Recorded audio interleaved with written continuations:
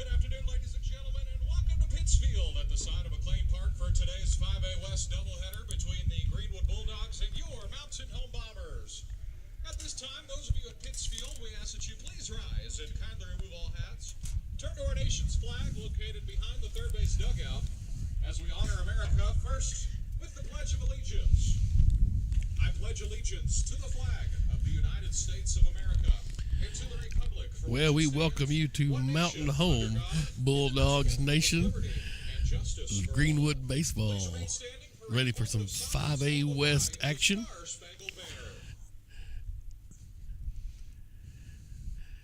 As we pause here for a moment of silence.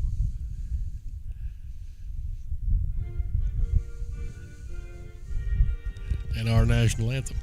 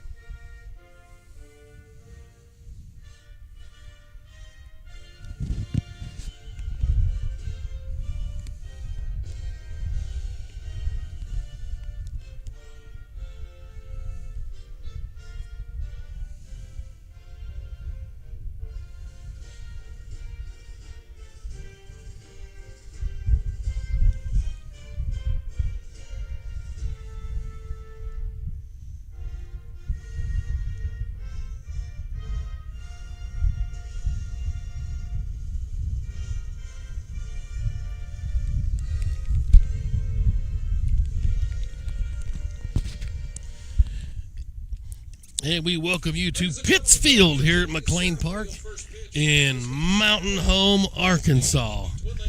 Brave the road trip up here. Glad to have you on with us. If you're watching on YouTube at Greenwood Sports Center and live on the Sports Hog 103.5. Keith Holt joining me.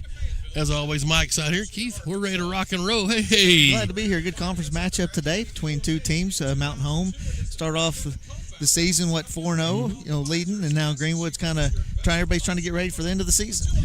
Yeah, the Bulldogs have certainly got set in their ways and have now up on top of the conference standings here. And this is a pivotal game here, one that Mountain Home was sure looking forward to. They fell on some hard times here, just cannot get the baseball in play. And when they do, they can't get runs across. Haven't scored a run in 26 conference innings, Keith. A 26-inning scoreless streak here in conference, and hopefully that thing doesn't change today. Well, and I'm sure Coach Brewer will appreciate you jinxing that for him. I wasn't going to say anything, but since you did, something you got to talk about, then it's bad enough you have pressure that you need to split or sweep if you're Mountain Home when someone comes to your place, but to know that you're doing it without your best performances recently offensively, it's just a lot of pressure. So for me, if you're Greenwood and you can get out front early, then you're going to see Mountain Home just kind of drop their heads because, even the people we've talked to, it's just been kind of doom and gloom because they haven't been scoring runs. So you like that if you're Greenwood, if you can jump on them early, make things happen. And, Grant Carnes on the mound, I like our chances. As Mr. Carnes walks past our broadcast position here, right on cue. Should be a fun day for baseball. If you're wondering, the clouds have moved out. The sun has broke through here right as we get here. And Holly Carnes walking through, always bringing a ray of sunshine. And the boys in the road grays today, kind of that Yankees look we've talked about, Keith, for the Bulldogs with navy blue numerals trimmed in white. Greenwood across the front in navy blue trimmed in white. The Bombers in their home whites with Bombers in royal blue trimmed in gold. Royal blue numerals trimmed in gold also for the Bombers. It'll be Ian Ellison up on the bump for Mountain Home, and he'll get to face Grant Carnes.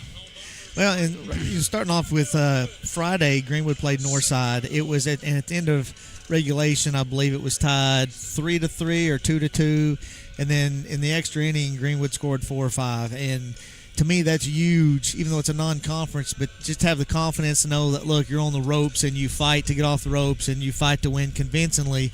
That's what you need going into conference games. And Coach Brewer, it was very intentional on the non-conference schedule. And, to have Northside, who usually small balls it tests your defense and stuff. And I think Greenwood has prepared themselves for this last run of conference games. Ian Ellison, their right-handed starting pitcher, is an all-state, all-conference golfer as well for the Bombers. So a two-sport stud. Golf is a sport, Keith. And that's played in high school in the fall, correct? Yes, it is. For the Bulldogs, though, here's a two-sport stud. Braden Skaggs to lead it off. Skaggs comes in to today, batting .338 and takes ball one. 4:28, first pitch time. Would you say the wind's blowing slightly out to left? Well, it's 76 degrees, mostly cloudy. It's a 10-mile-an-hour wind. It's blowing really out towards left, which is be kind of north for us. My phone actually says north or south, or out of the south-southwest, but almost right out of the south. Skaggs tried to check up on that, and it's a 1-2 count now as the second pitch he saw was in there for a called strike. 76 degrees, mostly cloudy. The sun is pushing the clouds out now, so we're going to be in for a good evening of baseball here. Up high, 2-2. The lights are on here at the park already at a Pittsfield. Softball going on off to our left, so we'll be able to give you some updates on the Lady Bulldogs softball as well. Here's the 2-2 to Skaggs. Chopper foul over towards the third base dugout where the Bombers occupy, and that's the skipper over at third base coaching box, Brandon Brewer, second year at the helm for the Bulldogs. Took them to the state tournament last year. Skaggs in there with the 2-2. Chopper high over the pitcher's head, second base fields, and slips at the bag. Skaggs will... No, he was off the bag. Be called out, but he wasn't on the bag. It was kind of an odd deal. He may ask you. I think Brewer's going to ask for some help because the first baseman couldn't find the base, and his foot slid back behind the base. And hopefully, if he asks for help, the home plate umpire will see that and make that call. Come down and try. Now, the home plate umpire, 100 times out of 100, is not going to turn that call over. So I appreciate Brandon coming down and doing it. I would love for a home plate ump to ever override the field ump, but they never do. It's a shame. And the key is just to get it right. That's all you want, whether it's against us or not. And he basically, that's what he said. Is, look, I'm not going to make that call. But I would have went and asked the guy in the field first. Say, look, did you see his foot slip? If you didn't see his foot slip, will you please get help? That's right. So there's one down now. Here's Ty Holt, the Greenwood catcher. Holt comes in batting .322, and the first one's a called strike. And you can almost take every conference team that's been relevant in the last 3 or 4 years. I'll talk after this. That's a chopper towards second base, 2 hops, an artificial infield, so you get a good Sunday hop here in Mountain Home. 4-3, another put out. There's 2 down.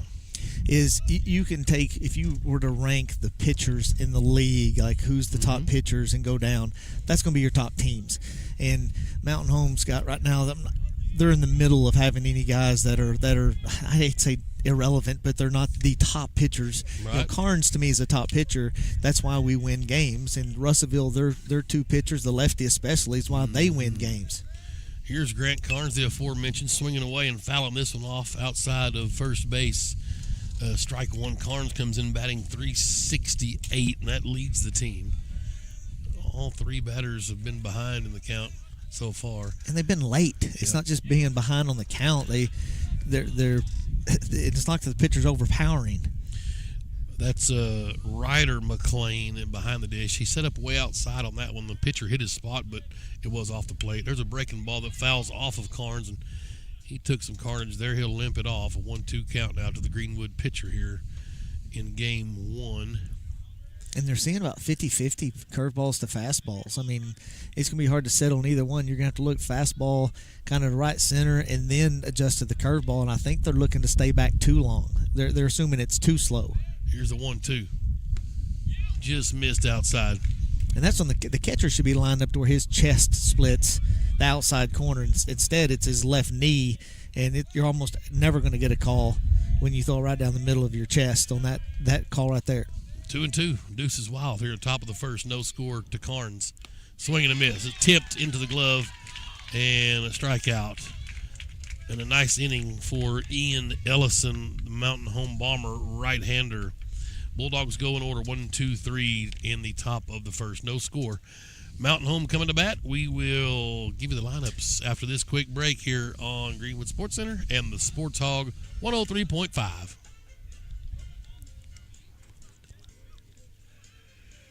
One minute's good. Yes.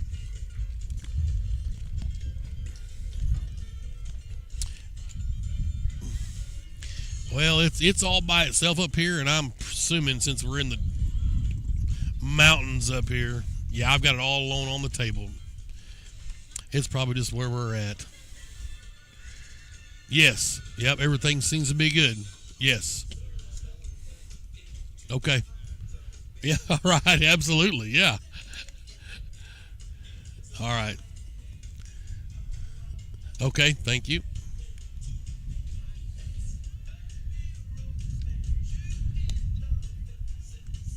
Your attention, please. Pitching for the Greenwood Bulldogs, number 3, right-hander Grant Carnes.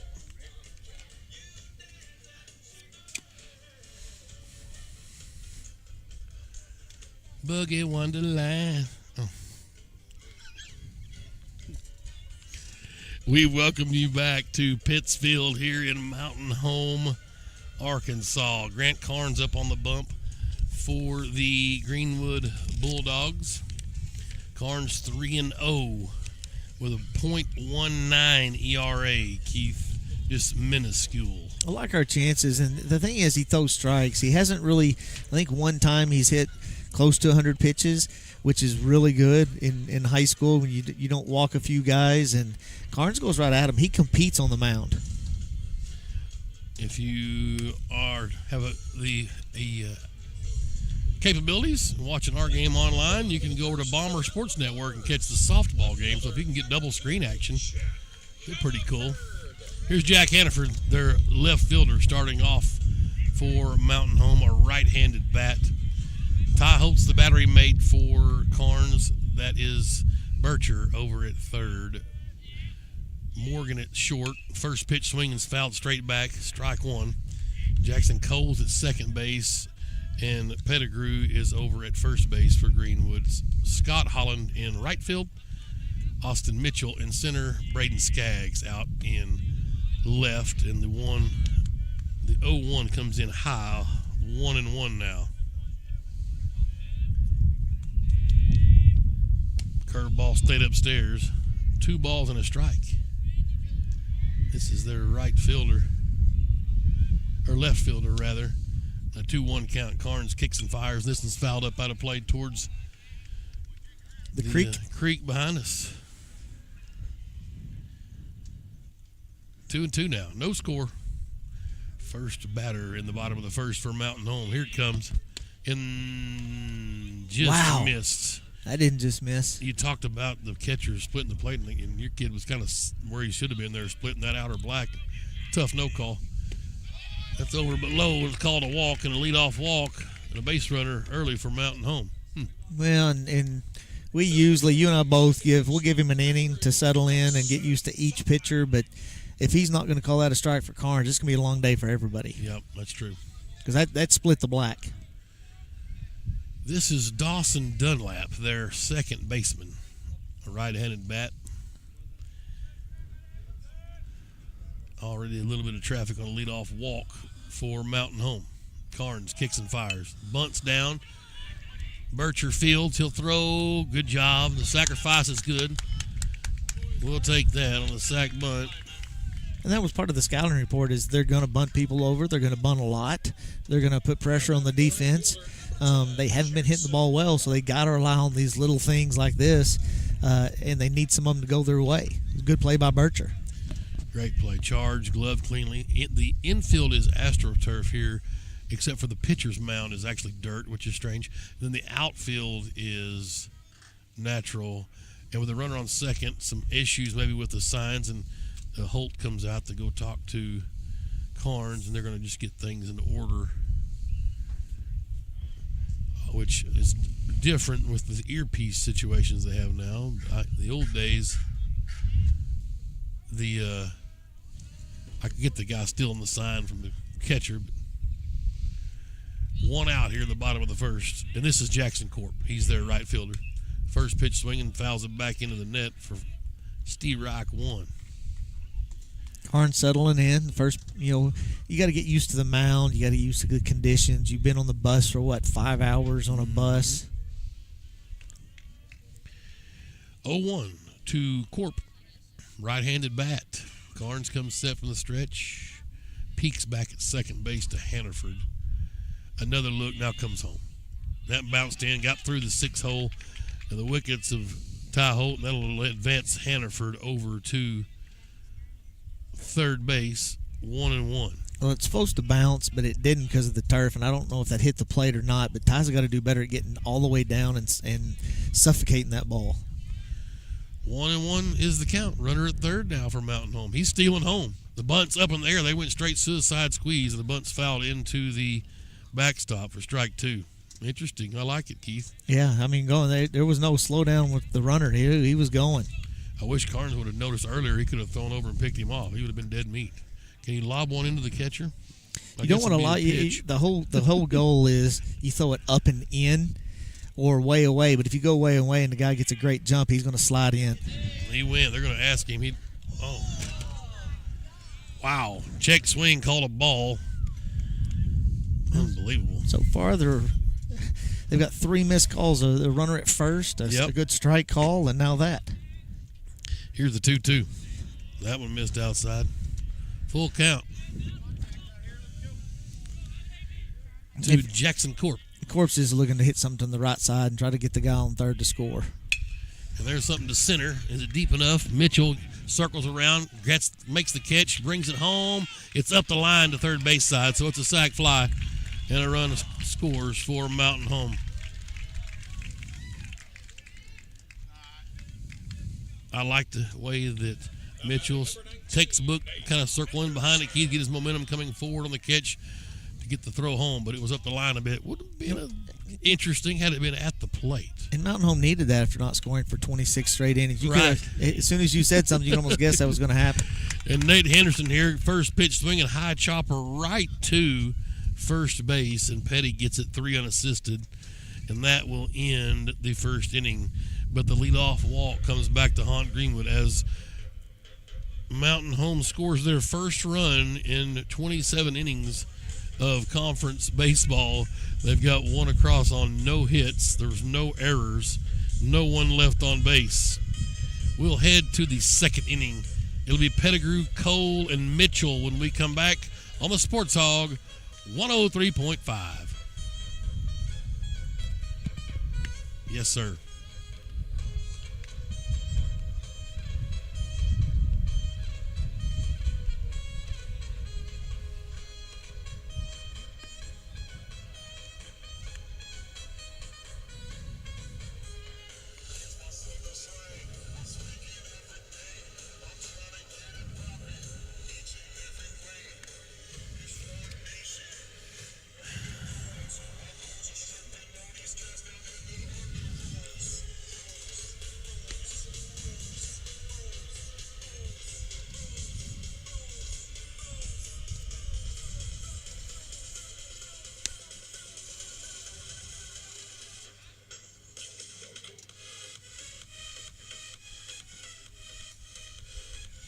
Leading off the top of the second inning, first baseman, number 99, Brady Pettigrew. Okay.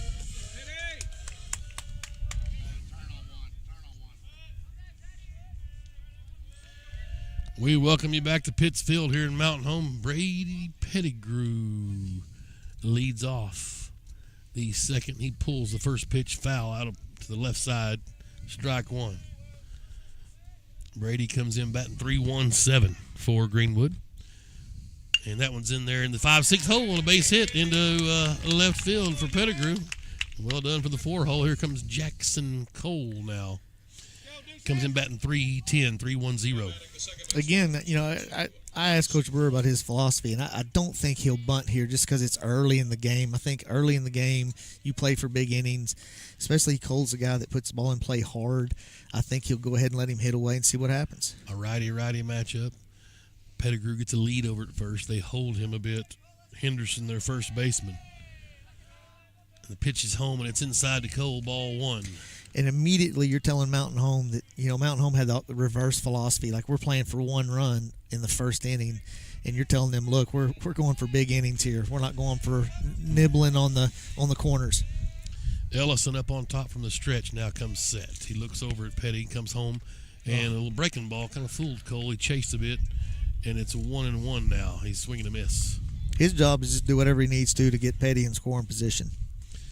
1 ball, 1 count to the Greenwood second baseman, Jackson Cole. Ellison's ready up on top. Here it comes. Good eye from Cole. Just missed outside. Well, home plate blue's been consistent there, Keith. That was close. Yeah. I thought it was a little out, but Yep. Usually in high school you see that ball called a strike a lot. And a good take from Jackson to not give in. 2-1 now. From the stretch, Ellison peers into Ryder McLean. Played basketball for the Bombers. They throw over.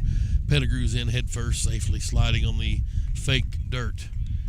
That's Antonio Sandifer coaching first base for the Bulldogs. Former Greenwood great Tony Sandifer. Here it is. In there for a called strike to Cole. Got him looking 2-2. Well, he was guessing because that's a fastball down the middle. Yep. That's one Jackson'd like to have another look at. See if they give him one more of those. 2-2 the count. Top of the second. 1-0 Bombers.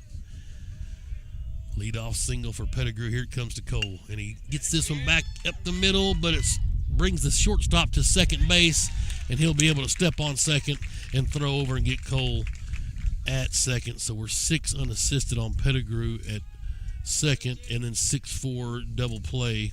Now batting the center fielder, number 8. And I'm good with that early. I Yep. mean, if you're sitting there thinking, well, why didn't we bunt over?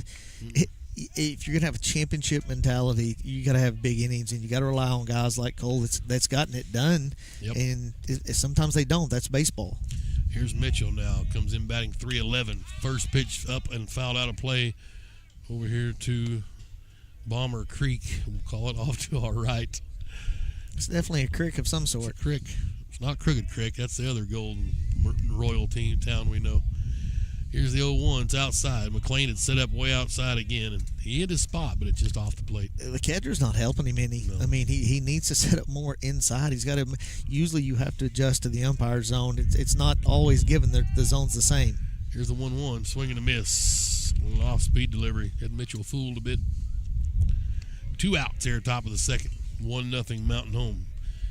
Zach Zitzman is on deck if Mitchell can continue the at-bat. A ball came into right field from somewhere, and then it got thrown into the infield from right field.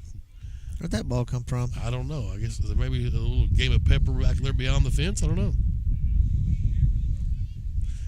So here's the 1-2 now to Austin Mitchell. And Ellison up on top. He kicks and fires. And this one's fouled into the netting. Stays here in play. Zitzman will handle it from the on-deck circle. Clouds covering up the sun. They're patchy. A little bit of blue peeking through here. Still windy. 10, 20 miles an hour-ish.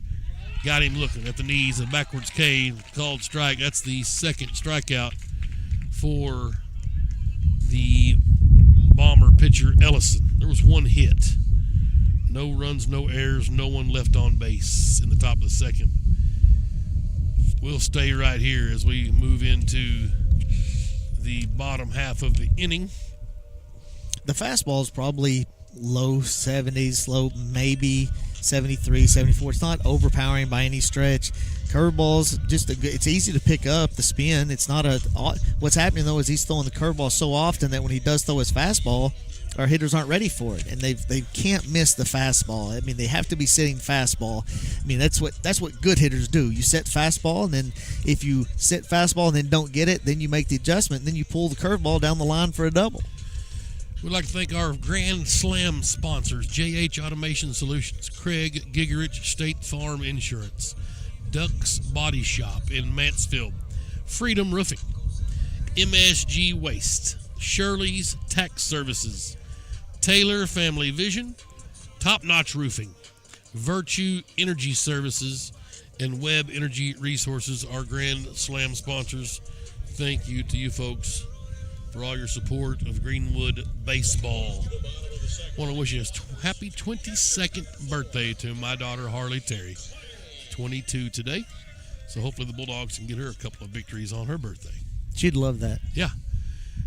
Ryder McLean, now their catcher, leads off the bottom of the second and takes one upstairs from Carnes for ball one. You can see the frustration on Carnes' face. It's like, I'm throwing it, it's just not breaking like it's supposed to. And sometimes you just don't have that grip that you're used to. That's just off the plate outside, 2-0. Ooh. Tough. Here's the 2-0 now to McLean. Carnes kicks and fires. That was a strike earlier. It was the one that was the third strike on Mitchell. It's at the knees here for Sure a 3-0 was. count. And called strike there. Up at his hands. Got called backwards there the last two, I think, Keith. Someone called Ghostbusters. We have a floating zone. Here's the 3-1. It's pulled cued straight back off the end of the bat. Foul. And the count is full. Slimer, what are we going to call our floating zone? Oh, I don't know. Full count to the Mountain Home catcher, Ryder McLean. A righty-righty matchup. This one's a swing and bunt off the mound. Carnes fields, throws to Petty. Got him. 1-3 on the putout, PFP. It's a good job. And again, I think that's him being athletic, playing on turf before, because we've seen other guys slip on this. You see a little chop of his feet before he plants his feet to throw it. And I think that's just Carnes being Carnes. I mean, it looked like a simple play, but we saw their guys slip on it earlier, and to me, it's you got to be careful. Well, and mentally, your first step's on dirt. It's dirt. So you think, natural surface, then you go to turf. So you got to make a quick change.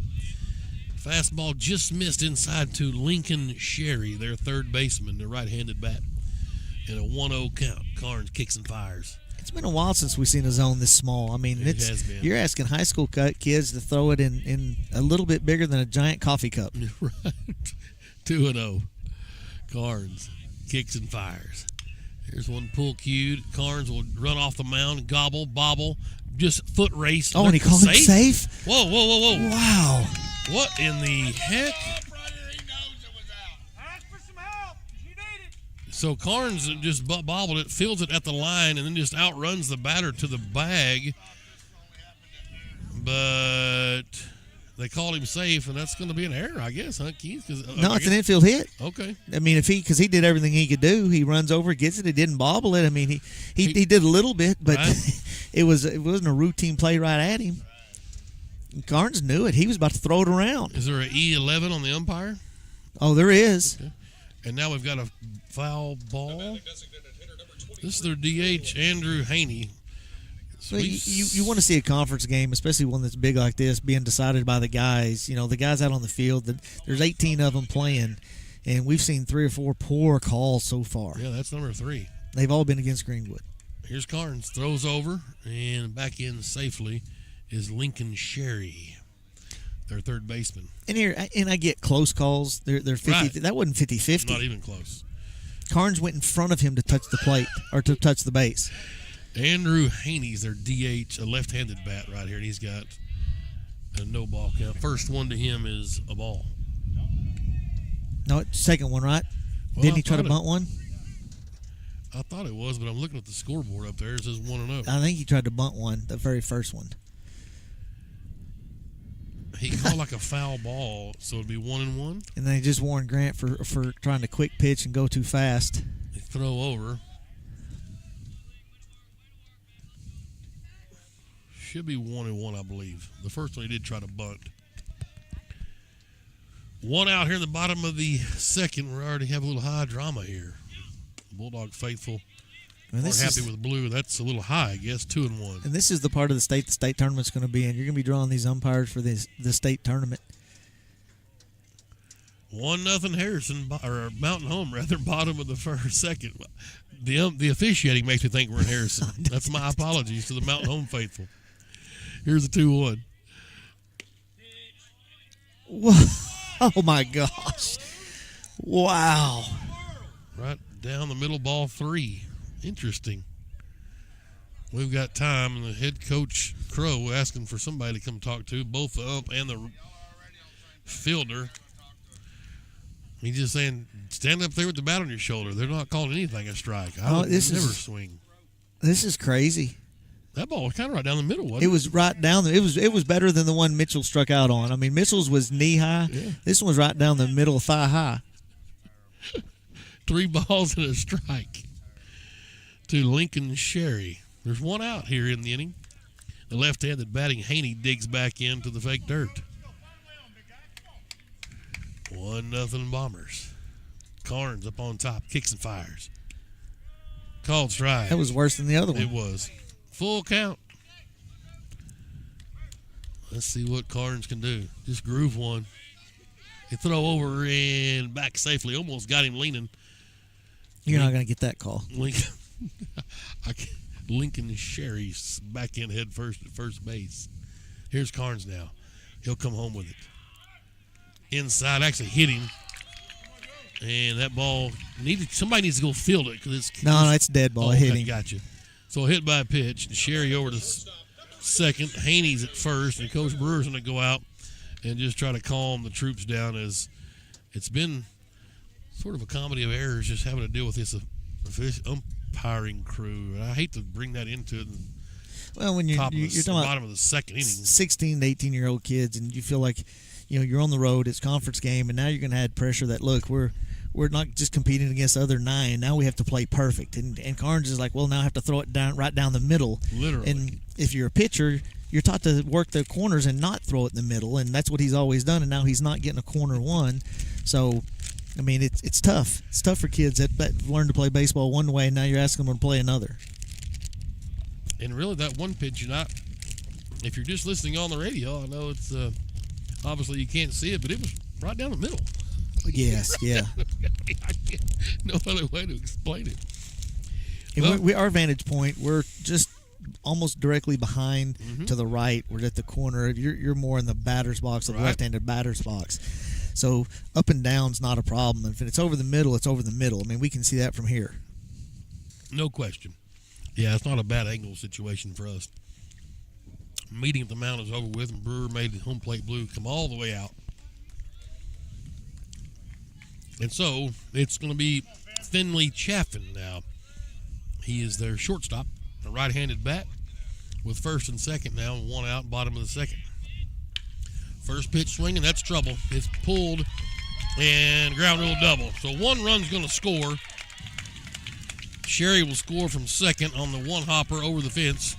Haney will advance over to third. Finley to second with a ground rule double RBI.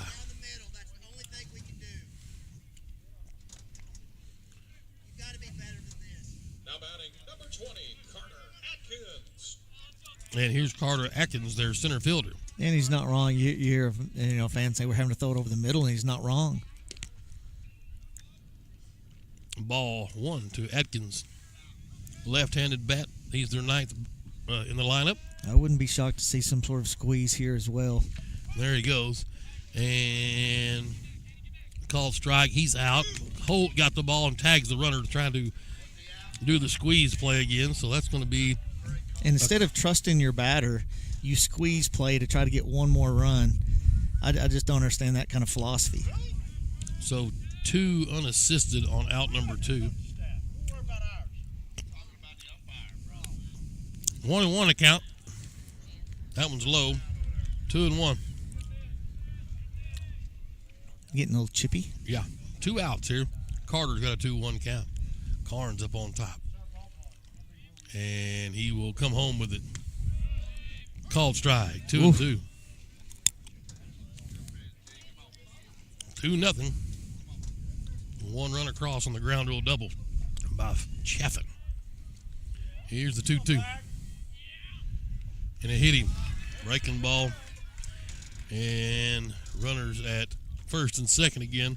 Back to the top of the order. Second hit batsman for Carnes. He just the ball. He's not getting a good grip on that ball, and we've never seen him not have this control. Usually, that's his out pitch. That's a pitch he can throw anytime he wants it, and he's leaving it glove side way too much today. Jet Hannaford walked his first time up, scored a run.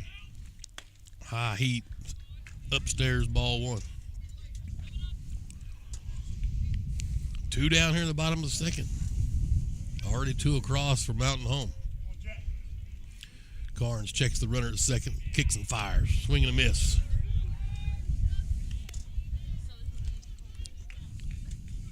Had to call that one a strike. Here's the 1-1. Still overcast here at the ballpark. Carnes brings it home. It's way outside. Good job of Holt. He'll throw down to second and got him. Wow. What a play from Ty Holt. Back behind the dish. The runner had drifted away. The ball pulled Holt off the plate. I think the runner thought, well, maybe that's going to get by him. It did not. Holt came up firing. Good job. Who was out there? Morgan get it? Yeah, Morgan got a good tag. One hopper in there, and that is out number 3, 2-6. And if you're Greenwood, if you don't come in fired up, knowing what's going on, and your pitcher on the mound is getting squeezed, this is where offensively you have his back. You say, look, we'll get you, and you score some runs right here. Well, there was 1 run, 2 hits,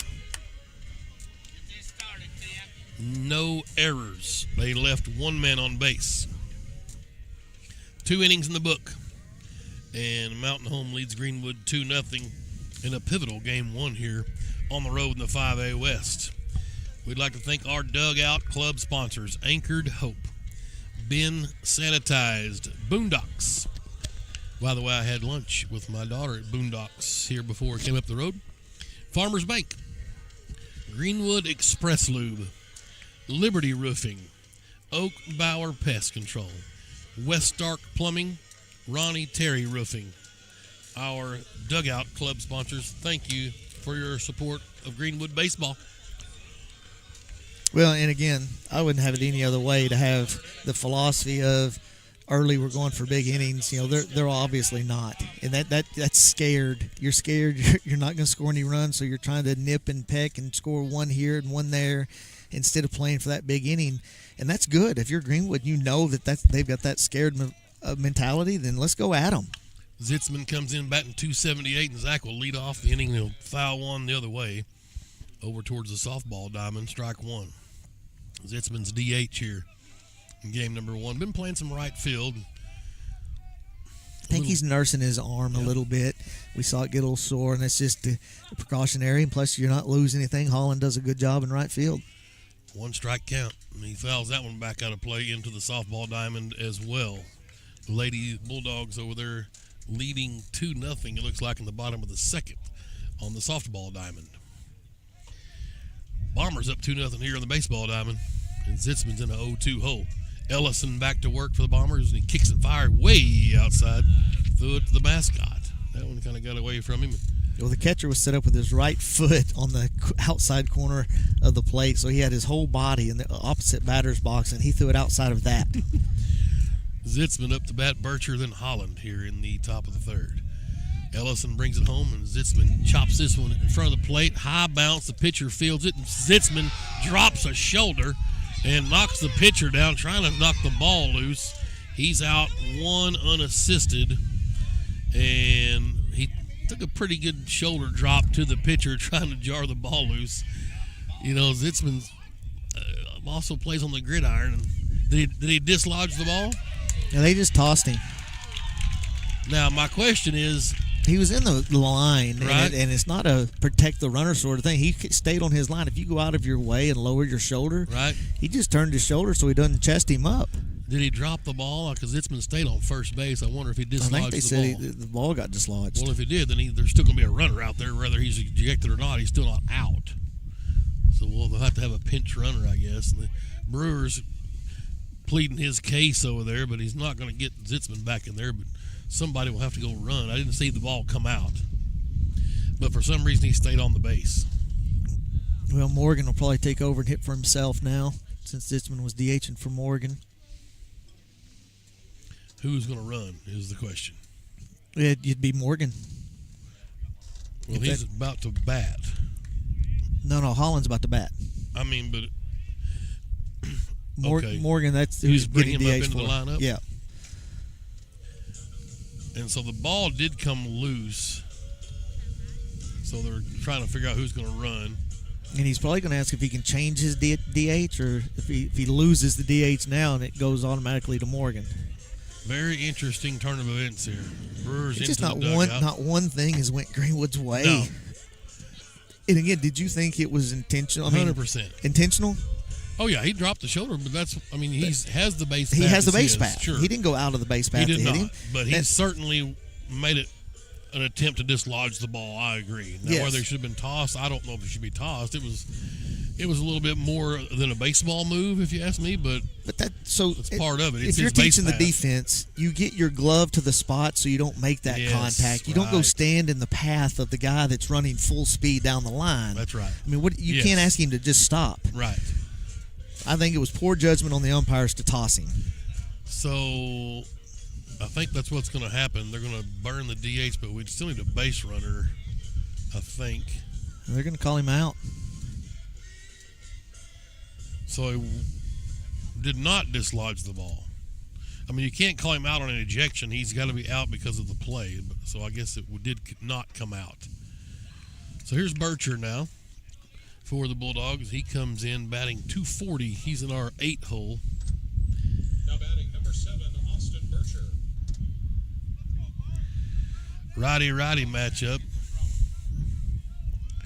And the last thing you can do, and I know Coach Brewer and Coach Sandefur's not going to. If you're the kids, just look up there and you see 2-0 and panic in the second right. inning. There's a lot of game left. Bircher waits on it, shows bunt. That ball hit him in the batter's box. Ooh. Hopefully, the home plate blue will see that. Strike one. Yeah. Yeah, because if it hits him in front of that Yeah, plate, it changes everything. And all he had to do is call him out, and we're not going to win an argument. You know? No, you're not. Not here. Not today. No ball, 1 strike. Wow, what a rough start here through 2 1/3 innings. Ellison brings it home for Mountain Home. That's outside. Brewer just needs to understand right now that him arguing with these umpires is going to be like me or you arguing with our wives. We're just not going to win Not that going to argument. win. Yeah, that's exactly right. 1 ball, 1 strike. That's in there for a called strike. No doubt about it. Right down the middle. Well, Well, there is a doubt. I got you. 1 and 2. Come on, Bircher playing third base today. Breaking pitch, stays upstairs. got a It's in chance the with air. the win. Second baseman out. Right field coming in and makes the catch as Corp from right field. F9 if you're scoring at home. That's out number 2. Here's Scotty Holland. Comes in batting .300. Scott's been swinging a pretty good stick. 2-out rally. We'll see if he can keep it going here and get the rally going. There's the first pitch swinging towards Brewer over the coach's box and foul ball. Strike 1. And we've talked about it. Grooms have to do it up and down. You know, it starts with Holland here. Do it with 2 outs. Those are huge in any baseball game is hits, 2-out hits, 2-out runs. Ellison brings it home, and that's inside, maybe a little high to Holland. 1 ball, 1 strike. Wow. I couldn't draw you a picture of the zone right now. I couldn't. I don't know where it's at. Holland rips this one to left, right at the left fielder, though. Has a bead. That's Hannaford out there. Good wood, just on that right at him ball. And an F7 if you're scoring at home. And Ellison has faced the minimum here. His first time through the lineup, including a double play in the second inning. No hits, no runs, no errors. No one left on for Greenwood. Middle of the 3rd inning. Mountain Home leads 2-0 here in this pivotal 5A West Conference battle. Let's take a quick break on the Sports Hog 103.5.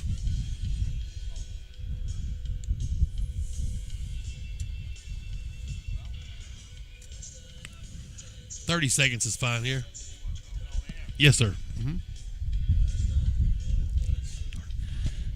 All right. I think I'm in 1. Okay, I'll try to go a little hotter with my mic. Thank you. All right. Hopefully that's a little better.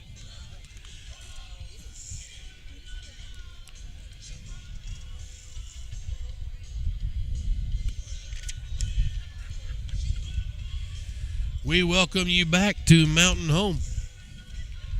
Greenwood and the Bombers hooked up here in a 5A West Conference doubleheader. Tim Terry, Keith Holt. Glad to have you aboard here on Greenwood Sports Center if you're watching online. What you and I always talk about, and it's not accurate. We always say split on the road in conference, but we should change that to split on the road in conference if there's somebody in the standings above you. Okay. If they're below you, you have to sweep. I mean, that's yep. what has to happen. And right now, Mountain Home's in 5th at 4-4. Right, so that we should sweep now. That's you don't look for a split today. For me, Greenwood is you're not satisfied with anything other than a sweep. Carnes kicks and fires, and the first pitch swinging is fouled outside third base. This is Jet Hannaford, who was batting when the last inning ended on Holt's pick off of the runner out at second, threw in behind him. And so Hannaford's got new life. Good job there, Ty, to block that one with no runners, but still good practice. Oh yeah, 1-1. See that? Yep. 1 strike to their left fielder, Hannaford, and he fouls this one back into the softball diamond. They're probably getting tired of shagging baseballs over there. Well, they've had 2 hits, and it's not been that as much as they've had just 1 walk. It just doesn't seem like we've been able to grab any kind of momentum whatsoever. Every time something we think went our way, it turns out not to go our way. Mm-hmm. Here's the 1-2. Just missed.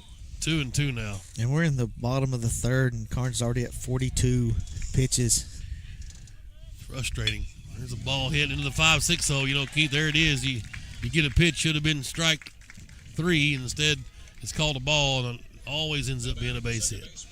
Well, and Carnes is saying he's got to throw it down the middle. Yep. He's not being allowed to pitch. Right.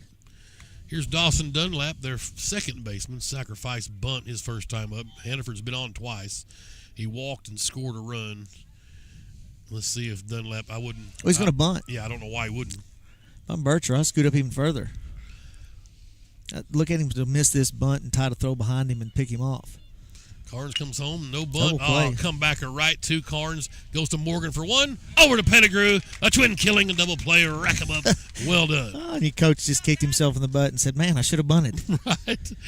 1-6 and a 1-6-3 double play. And that's what happens when you try to be something you're not. If you've always played small ball and you've relied on it, the one time you don't, you can expect that to happen.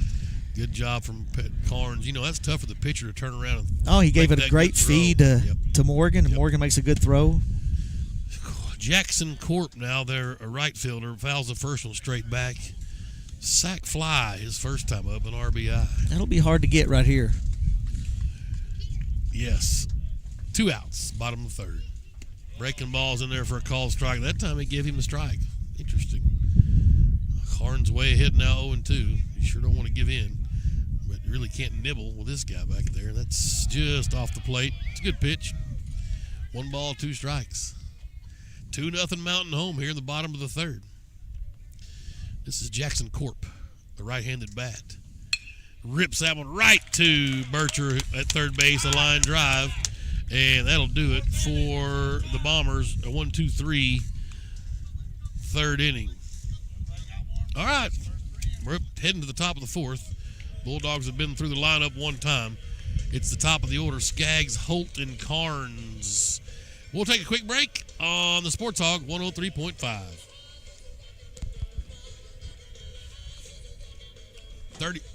30 seconds is fine. Yeah.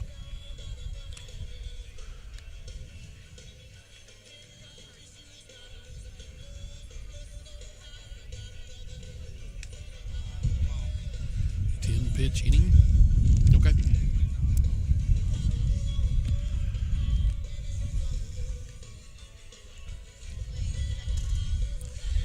We welcome you back to Pittsfield here at McLean Park. Softball diamond off to our left. The Lady Bulldogs still up 2-0 in the bottom of the third, it looks like over there. 2-0 here, Bombers over the Bulldogs on the baseball diamonds.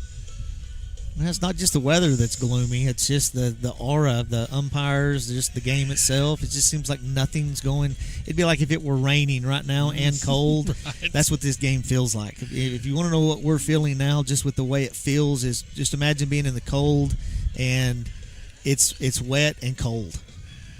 320 down the lines here at Pittsfield. 360 in both power alleys. 400 to dead center.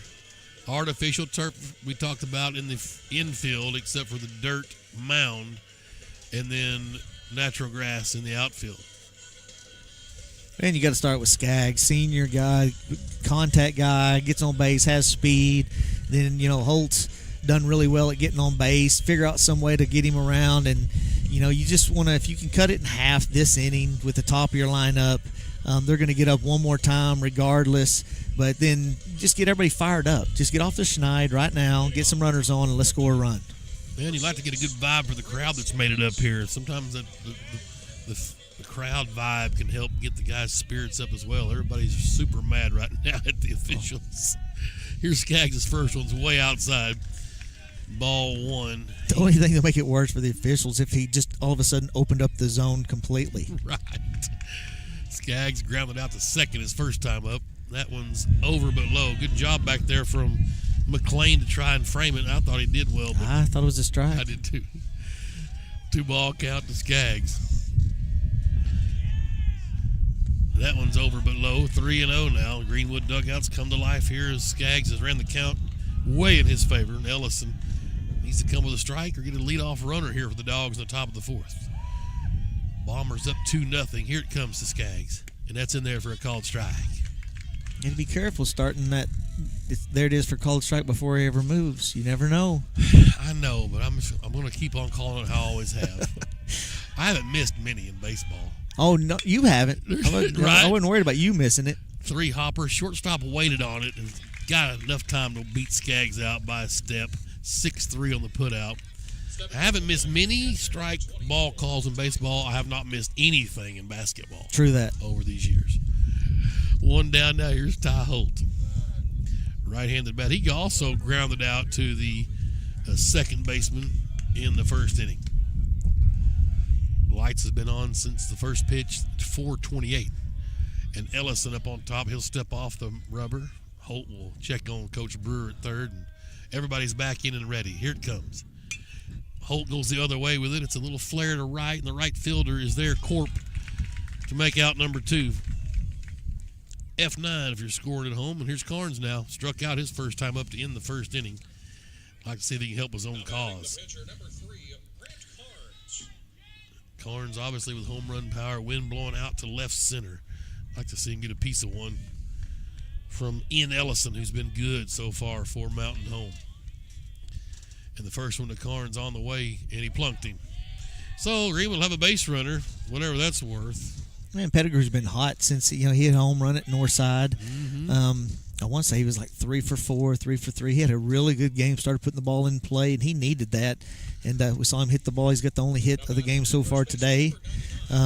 So I like Carnes being on base with some speed and Pettigrew being up to bat right now. And they're going to leave Carnes out there. They have courtesy ran for him at pitcher, but he's going to run here. They'll probably wait till he gets a second or third if they do at all. They throw over, and Carnes back in standing up safely. Pettigrew singled his last time up and then was forced out at second in the double play. Here's a 2-out pitch. Swing and a miss. Pettigrew was thinking tie the game up with one swing. Like you said, he certainly can. 2 homers on the year for Pettigrew. He's a senior first baseman. Came in batting .317. It's up a bit. They throw over gently. Carnes trots back in, no problem. 2 outs here in the top of the fourth. Bombers lead 2-0. They have upset on their mind tonight of the conference-leading Bulldogs. Here it is. This one's fouled up a mile high out of play over our way. And Carnes, or Pettigrew rather, in an 0-2 hole.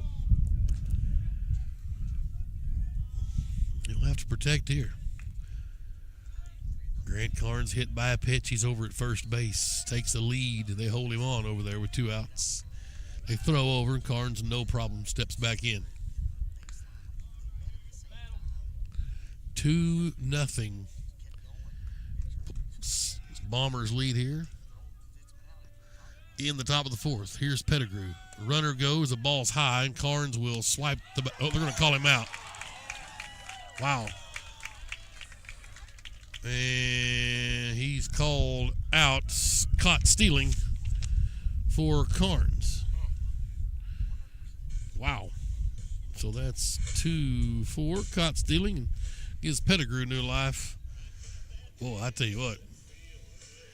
tough sledding out here if you're wearing the gray for the Bulldogs and Carnes. Grant sure didn't like the call. But life on the road in the 5A West. We'd like to thank our Grand Slam sponsors, JH Automation Solutions, Craig Gigerich State Farm Ducks Body Shop, Freedom Roofing, MSG Waste, Shirley's Tax Services, Taylor Family Vision, Top Notch Roofing, Virtue Energy Services. All of our sponsors down the line for getting us on the air here. Thanks to Crosswalk Media, bringing the live stream with you. Joey Buffkin and Sean Holland doing the Lord's work over there, bringing you the pictures. And here's the deal. Nobody from Greenwood can say anything about the officiating if Greenwood doesn't start hitting the ball. It's not like they're forcing us to ground out and fly out and pop out. I mean, this is still on Greenwood. I know it's not been called in our way and we haven't got a call, but it's, to me, nothing that's cost us the game unless we're putting balls in play and something's happened on the bases. We're not getting any base runners. One hit, and that was Pettigrew back in the second. And here we are in the bottom of the fourth, and a breaking ball is in there to Nate Henderson for a called strike. Henderson grounded out to Pettigrew to end the first inning. And 0-2? No. They say he went that time. I didn't think he did, so it's 1-2 now. And there's nobody to check. And that one missed upstairs and a little outside. 2-2. Yeah. No, it says 2-1. What did I miss? How did I miss the ball? Anyway, a grounder to Cole. He'll wait on it. Gobbles it up. Nice throw over to Pettigrew. Out number one. Man, you're getting up in Grant's pitch count. I'm sure he's in the 50s now, close to the 50s. And you're talking about the fourth inning. Already, it may even be worse than that. And you just, he's been your workhorse. He's been the guy that, we can almost guarantee every time he's on the mound, we've won and been in the game to win. Ryder McLean, first pitch is chopped over the third base dugout. Of course, you're not usually asking him to throw it right over the middle. You allow him to pitch and throw all of his pitches. Now, he hasn't had the command we're used to, but he still shouldn't have to throw it right down the middle. And that one's in the air, and it's going to be in play. Nope, ran out of room. Pettigrew couldn't quite get to it. 0-2 the count, though. It's a strike to Ryder McLean, their catcher. Yep, Carnes at 54. McLean's 0 for 1. Grounded out to the pitcher. His first time up. 1 out. Just missed with that one. 1 ball, 2 strikes. Ty's got to remember that umpires can be wrong and miss calls too. He knows his zone now, and that could have been stole from a strike from anybody else. Right. Tried that time, Keith. 2-2. 2-0 Mountain Home, bottom of the fourth. That was ripped but foul outside third base. Home plate blue asked for some new baseballs. It's Greg Crow over at third base, their head coach. Kyle Stevens coaches first base for the Bombers. 2-2. Here it is. And it's a shot. Oh, right at Bertrand. He just missed it. The line drive, it'll go into foul ground. It'll be an extra base as McLean on his horse. He'll get to second base. And that's the one that just kept spinning away. It was hooked and going away from Bercher, and he just didn't get it in the pocket of his glove. It was a hit. It wasn't routine because it was so hard, and it was across his body. Right. He had to reach across his body. And you and I both know that maybe he goes over and makes that play, but you can't assume that it was going to be made because it was hit so hard. So, Lincoln Sherry, who singled his first time up, scored a run in the second. He's got an RBI chance now with McLean on the 1-out double. Carnes somehow gets a called strike that time. Boy, good job of Holt, I guess. That had to be Holt because, yeah. And that's not taken away from Carnes. Here's the 0-1. This one's up in the air. Can Skaggs get to it, no chance. It's going to fall I mean, foul. I'm waiting for someone to ask the umpire to check his phone. He has a few missed calls. Y'all be sure and tip your bartenders and waitresses. You don't have to go home, but you have to go. So it's 0-2.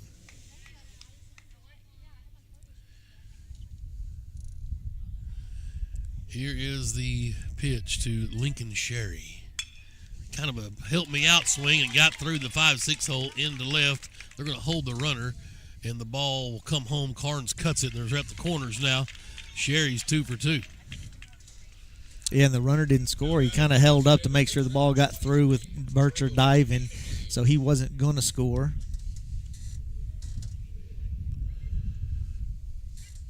So there's one out. And it is Andrew Haney, their DH, who was hit by a pitch last time. Ty steps in front of the plate, gives the first and third sign on what he's going to do with it. And here comes the first one from Carnes to Haney. And it's fouled back into the net. Do we figure Carnes got plunked for the play over here that Sitzman's? No, because I think he got plunked with a curveball. If you're going to plunk somebody, you never do it with a curveball. You just hit him with a fastball. Right. One strike to count to Haney. Their DH, a left-handed bat. Grant steps off the rubber, and no throw. One out, bottom of the fourth. Traffic on the bases for Mountain Home, and that is high, ball 1. And so the runner goes. Ty's got the option of throwing it all the way through. Second baseman coming in and cutting it, faking it, throwing it to third. Those are really your options. Yep, here's the 1-1. No runner, outside. Now he's going to go to second. And they fake and throw it down to third, and he's back safely. The bag's swiped. 2-1 is the count. And Haney's got a couple of RBI chances now with a base hit. And that wasn't a straight steal either. That was kind of a delay. Sure. Like, come on, throw it at me, and let's try to score that runner from third. Looks like the infield's going to come in now. Brewer just a little bit of an alarm bell saying we need to try to get this one cut down. By the way we're hitting, it's not helping Greenwood out by us not being able to hit. Way outside again, 3-1. The base is open for Haney, their DH. But this Chaffin kid had an RBI ground rule double his last time up. He's out on deck. Here's the 3-1. Called strike. Full count to Haney. Haney had dropped the bat and was heading to first. Didn't like it. Well, welcome to our world. Right, it's been a crapshoot back there all day. Full count. Runners at second and third. Batter's back out. He asked for time. He's going to gather himself. He's got it. Now he's dug back into the fake dirt. And here's Carnes now up on top. He comes home with it. And that time he walked him. No doubt about it. Base is loaded for Finley Chaffin. Now you're going to go corners. If you hit the corners, you're going to go home to first for your double play. And if it's hit up the middle, you're going to traditional double play. If it's hit at Carnes, he's going to go home. So a lot riding, Ty's got to turn it. Anything to the outfield, they got to be shooting for. You can't let this get out of hand. RBI ground rule double for this guy last time up, and he looks at strike 1. One out here in the bottom of the fourth. Bases loaded for Mountain Home. They lead 2-0. And he hit him. Well, there's an RBI hit by pitch. They're still loaded. And these Bombers playing like they're in the conference lead right now. Have some swag about them. They lead 3-0. Well, your really good baseball teams, when they see your best pitcher, the guy that's been a workhorse all year, is struggling, they usually step it up at the plate and make things happen. And Greenwood just hasn't yet. Nope. They've just laid down. They haven't hit, other than Pettigrew's ball, they really haven't hit anything hard. Nope. Here's Carter Adkins now, their center fielder, and ball 1. That was the strike he called on the lefty a while ago that he didn't like. That's a called strike. 1 ball, 1 strike to Atkins, a left-handed batting center fielder. 3-0 now. In there for a called strike. 1-2. I don't know if I think I'd sit up there. He's not going to call 3 strikes before he calls 3 balls or 4 balls. I wouldn't think. That's a good assertion. Yeah. Here's the 1-2. Now, obviously, that doesn't. If he gets that over the plate, the batter was still holding his hand up for time. If he's able to throw that over the plate. Here's the 2-2. Base is loaded. That one bounced in, got away from Holt over towards the third base dugout, and another run will come across. We've got a full count and second and third now. 4-0 for the Bombers, bottom of the fourth. And Carter Adkins now has a full count with 1 out. And Carnes will kick and fire. That's way outside. And he walked him. They're loaded again. And Brandon Brewer is going to make the slow trot out to the pitcher's mound. Some questions here for the Bulldogs as Coach Brewer heads to the mound. Let's pause for this mound visit from Brandon Brewer and come back and catch you up to speed. Greenwood at Mountain Home. Bombers leading 4-0 in the 5A West, game 1 of this doubleheader. Quick break here on the Sports Hog 103.5. Hey, what's up, man? 30 seconds. Greetings.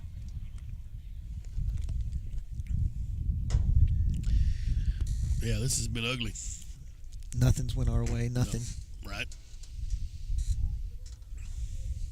But, I mean, I don't know what you expect when you travel in your conference and what was it, 4.5 hours? Something like that. Probably 5 in a bus. Oh, yeah. And, I mean, it goes both ways. They have to travel, and probably worse for them because they've got to come where they got to go Van Buren, Alma, Greenwood. We just got Mountain Home and Harrison up here. Right. I'd like to know what the furthest east has to travel for their conference games.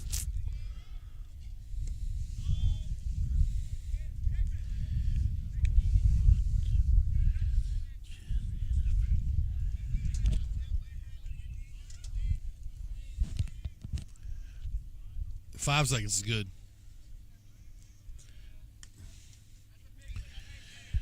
We welcome you back. Mound visit is over, and Carnes facing Jet Hannaford, the top of their order. He has a walk and a single, scored a run, and it's a 2-0 count now to Hannaford.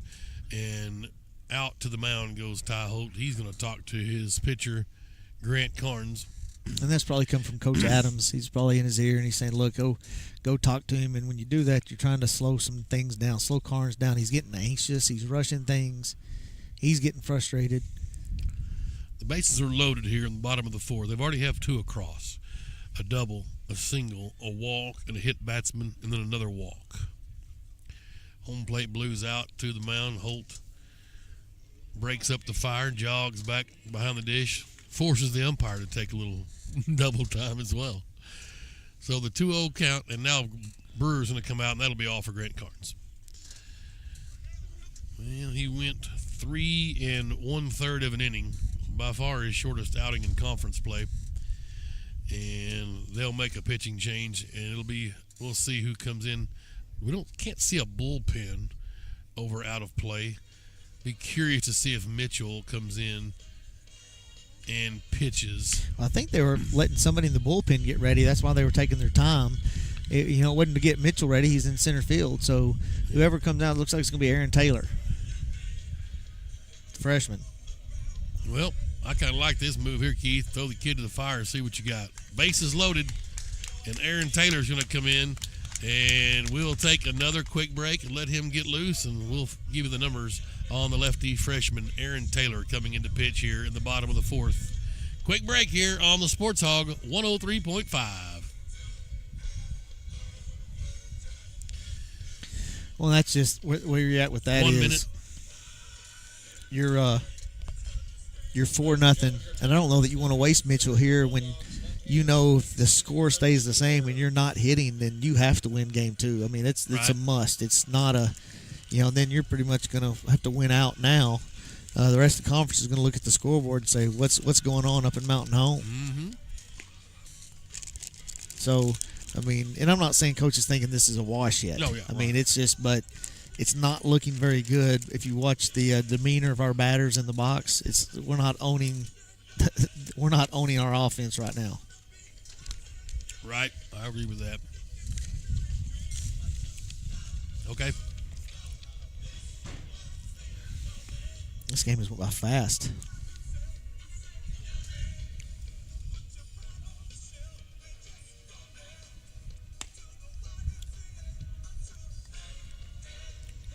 Aaron Taylor on to pitch for the Bulldogs, a freshman. 11 innings pitched. He's got a 0-1 record. His ERA 4.46.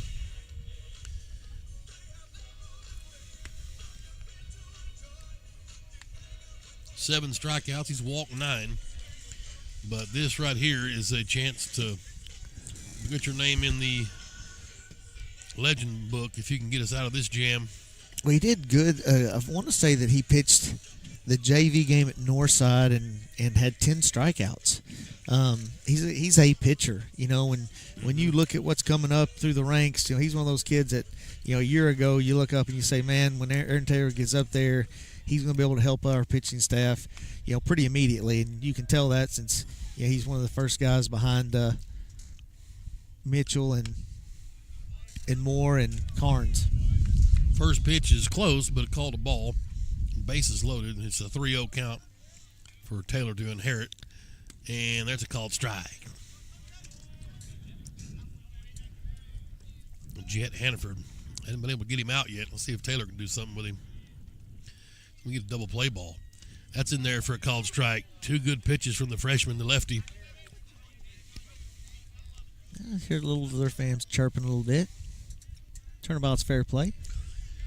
Might have been at the knees, but it was certainly a strike. We haven't complained about one that wasn't a strike. No. Here's a 3-2. Swing and a miss. Nice. It's huge. Well, let's see what AT got up his sleeve here. Now batting the second baseman, number 3, Dawson Dunlap. Dunlap's got a sac bunt and grounded into a double play. So he's over 1 so far. Can Taylor get him out of this bases loaded jam? First pitch swing is fouled out of play. He's ahead 0-1. Taylor's just smooth, and you can't really bother him. You know, you're not going to get any emotion. He's not going to get frustrated. He's just there. He's there to pitch. Here's the 0-1. Boom. Called strike. And maybe this umpire just likes left-handed pitching better. That's certainly been about a 90-10 ball. Yeah. We'll let the audience figure out which way was 90 and which way was 10. That one's just outside. 1 ball, 2 strikes. This is Dawson Dunlap, their second baseman. Drop third strike. All Ty has to do is step on home plate. Here's the 1-2. Shot into the 5-6 hole. Morgan couldn't get there. One's going to score. They're going to send the runner. The throw's offline. Cut. They'll throw back to second, and sliding in safe is Atkins and 2 RBI. Yeah, either he was throwing to just to his cutoff. He wasn't throwing home because Bircher was way offline, and Bircher cuts it. I mean, if Bircher doesn't catch that, it goes way off home plate and then throws behind the runner. 4 runs across now. It's 6-0. Taylor up on top with still runners at first and second. The curveball stayed upstairs to Jackson Corp. Right-handed bat. Sack fly, RBI to his name in the first inning. Taylor kicks and fires. And that ball's fouled out of play. Those 2 runs were responsibility of Carnes. He's still responsible for Carter Atkins out at second base as well. 0-2. Let's see if Taylor can come get him right here. And breaking balls up and fouled out of play as well. Still 0-2. Corp, the 9th batter to reach the plate here in the bottom of the 4th. Bulldogs down 6-0. Bombers have put a couple of field goals up on Greenwood. Taylor from the stretch comes set, and he'll bring the 1-2 home upstairs. And they're going to throw to third, a delayed steal. Taylor thought he got him. And Carter over to third now. That's just good base running. Holt's got to do a better job making sure that runner's going back, like chest back to the base. Yeah. 1 ball, 2 strikes. Holt out to give signs in front of the bag to see if Taylor can come get a strikeout here. 2 outs. Runners at the corners for Mountain Home. Crooked number up already for the Bombers. Haven't scored in a few conference games. 6 across here already against Greenwood. Breaking balls upstairs. He went the other way. A little flare into right field. It's going to score 1 for sure. Holland up with it. Shows a third. He's safe. Good try. Was close. Hoping the runner came off the bag. He did not. But we saw hard contact into Bircher because he slides past the bag. And to me, that's just a baseball play. That's the same thing at first base that Right. Zitzman did. Yep. So that's an RBI single. He moved up on the throw in. And Nate Henderson heading towards he's going to be pinch hit for. They've batted around here in the 4th. Now the 10th to come to the plate is number 22. A pinch hitter. Now batting number 22, Carlin Morris. Carlin Morris is the pinch hitter. 2 outs still. 5 runs across now. 7-0. This one's in the air. Holland has drawn a bead in right. And Scotty makes the play. First pitch swinging. And Greenwood's finally out of the inning, but mucho damage was done by the Bombers in the 4th. 1, 2, 3, 4 hits. 5 runs. 7-0. They left 1, 2 on base. They left 3 total. 4 innings in the books. Greenwood going to be in need of a rally here on the road in conference play in this game 1 of this doubleheader. Well, you don't have to get them all back. You need 2 or 3 here. You'd like to get half and say you get half of them now and then a couple every inning. And the main reason you need a big inning is to kind of quiet Mountain Home. You slowly giving them confidence. And you've seen their energy, from the time they got out here and took batting practice. Their energy wasn't great. They hadn't scored in 26 straight innings, and once they scored and kept scoring, it was just like their energy went up. And it's just amazing that the confidence level, and Greenwood didn't give it to them. They got calls going their way, and then that's what started it. 7-0 Mountain Home leading. I don't think I've ever said that before. Pettigrew, Cole, Mitchell. Here in the 5th. We're playing 7 innings. Doubleheader. Greenwood only with 9 more outs. We've got to find 8 runs. Pettigrew will give it a shot. He got our only hit. He's 1 for 1. He was at bat when Carnes was, air quotes, caught stealing to end the 4th. How close was that? Not very. I may go back and watch and say, wow, he was out by a mile, but I don't think he was. And Ian Collison now with a huge lead, and he's just going to be free swinging up there on the mound. The first one's upstairs, though, to Pettigrew, ball 1. Righty-righty matchup. 7-0 Mountain Home. There's a shot into left field. Pettigrew 2 for 2. Couple of singles, same spot. And on a mostly cloudy day, Pettigrew, a little ray of sunshine for the Bulldogs offense. Yeah, down the line, you got to have him get hot. I mean, he's, statistically in the past been your best hitter, and he just was in a funk for a while, and it's good to see him come out of it. Here's Jackson Cole. Grounded into a 6-4 double play last time. That one almost hit him. To the backstop she goes. Luckily, it didn't. It missed his bat. Cole nearly fouled it off. Just standing there, almost hit his bat. Ball 1. And Pettigrew didn't see it get by him, and he hesitated, but he was going to make it easily. Right.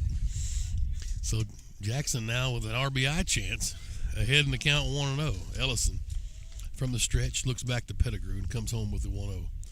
That's outside, ball 2 rather. Greenwood's got the offense to score runs in bunches. We've seen it, when they beat Northside, in the extra inning, they scored a lot of runs, put up a crooked number. We just need them to get all their bats together. Here's the 2-0. Cole hits this one and fouls it out of play. That's the one he'd like to have back. Again, can't be fouling off fastballs. Got to take care of when we get a fastball and put it in play hard somewhere. 2-1. Jackson's ready. He's due. I got a feeling this is going to be the end, and we're going to get back in this thing. Ellison checks on Pettigrew at second. They come home with it. There you go. Cole's a high chopper to third. He looks at Pettigrew back, throws across. 5-3 on the putout. There's one down. And here's Austin Mitchell now for Greenwood.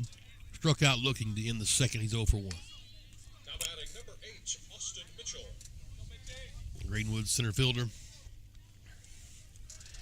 Ellison from the stretch for Mountain Home up on top. All white unis, bombers, and royal blue across the front. Ian Ellison, 2 looks to Pettigrew at second. Now comes home. Chopper, third base charges. Got the Sunday hop on the turf. The throw was offline and out. Mitchell again running into the first baseman. Yeah, he was standing right in the middle of the bag, and Mitchell tried to stop and made contact, and a few fans chirp, but it's baseball. Those lines are drawn for a reason. And Coach Crow's going to come out. I'm not sure if he's going to ask why he wasn't tossed. I'm curious, same thing. 2 outs. They're going to go and talk to the first baseman. He may have been shaken up a bit on the collision, the train wreck, if you will, at first. We'll check on him. Again, Mitchell didn't go through him. Mitchell tried to stop, and he's standing on the middle of the bag, and there's no place to go. And, if you don't like it, then that's where baseball puts in safety bases like in softball. Well, yeah, Little League Pee Wee ball. Yeah.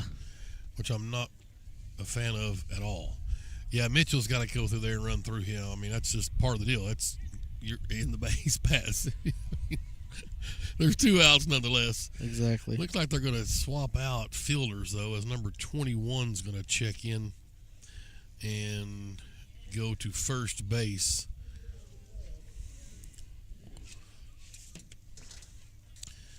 That's Nate Henderson. Hope he's all right. Now playing over at first base, number 21, Jackson Dement. Jackson Dement will come in for Mountain Home and play first base. 2 outs. Here's Morgan now, who's batting in Holland, or in Zitzman's place, who was ejected earlier for roughhousing, if you will. I don't think Ball guys 1. from Greenwood know how to make soft contact. No. That's right. And it's not like they targeted him or went out of his way. No. It's just frustrating to see the umpires make a split decision that affects the kid, because then he's got to sit the next game. Right. That one's in the dirt. 2-0. And run's going to score. Pettigrew snuck in over to third on the action at first base, and then the ball carried way up in the air, and Petty comes home, gets the Dogs on the board. No, you can't score 2 until you score 1. That's right. Morgan's got a 2-0 count. Got a pretty good carry too. Just didn't realize Pettigrew was trucking down the line. 7-1 now. Morgan waits on the 2-0 from Ellison, just upstairs. By the way, Morgan comes in batting .240. Usually doesn't bat in game 1 of the conference games. Called the ball inside. I think Morgan thought he should look at strike 1, but we'll take the 4-pitch walk, and it's a Bircher now. Chance to keep a 2-out rally going here. Yeah, I wanted to welcome Brady to that strike zone. I mean, he was like, what was that? And we could tell him that was 50-50. Yeah. All he had to do was ask us. Ellison throws over quickly, trying to catch Morgan off guard. He slides back in safely on the fake dirt. And here is Austin Bircher. Flied out to right. His first time up, he's 0 for 1. And check swing. Oh, they're going to say a tip foul, so strike. 1 strike count. Wow. A wry smile from the Greenwood coaching staffs. Here's the 0-1. There's a shot. That's going to be down for a base hit for Bircher. Station to station we go. Moore going to move up to second. The Bulldogs have a little action on the base paths for Scotty Holland in the 9-hole. Fly it out to left. Hit a hard ball. I'd say lined out. I don't think it was as much as fly. I mean, he hit that ball in the nose. It just, again, it was right at him. He's probably, him and Petty have had the hardest hits of the game so far up until Bircher's hit right there. Let's see if Holland can find some green grass in the outfield. Ellison up on top. Checks on Morgan at second, comes home, and that one's foul. Just missed it off the catcher's helmet. Straight back, strike 1. Holt comes out, shags the foul ball. 2 down here in the top of the 5th. Greenwood's got 1 across, 7-1. Pettigrew's single moved around and then came home on a passed ball. Here's the 0-1 to Holland. That one's at his head. It gets to the backstop. Runners will move up. So now Scott with a chance for 2 RBI if he can find something out in the grass. Well, Greenwood needs them, you know, and Bircher's got to know, look, you anticipate the swing with 2 outs and you've got to score. Yeah, I mean, you take a look at the outfield, but it doesn't matter. I mean, in a 7-1 ball game and base hit, they've been hard to come by. You got to look to score. 1 ball, 1 strike to Scott Holland, the right fielder in the 9-hole, and that's buckled his knees just upstairs for ball 2.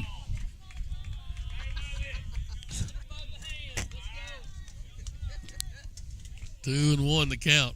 So the Mountain Home fans starting to get a little bit of that Bulldog strike zone. That's in there for a called strike. 2-2 now. Holland got to be careful here. Have a good eye. Deuce is wild. Runners at second and third. He buckled him with the curveball. Imagine that's what's going to come right here. 2-2. Ellison up on top from the stretch. Comes set. Takes a peek at Morgan at third and comes home with it. Fastball got him swinging. Yeah, Holland was guessing a bit. And that's out number 3. Well, the Bulldogs left 2 on base. It's exciting to have base runners, per se. One of them scored earlier in Brady Pettigrew. So, the Bulldogs get a tally across, but they're still in a 6-run hole as we head to the bottom of the 5th inning. Mountain Home 7, Greenwood 1. Quick break here on the Sports Hog, 103.5. Minute. Do you have the standings? Is this, if they end up winning this, does this put them above Van Buren with Alma beating Van Buren? Has Van Buren played Mountain Home yet? Did they split? They're playing.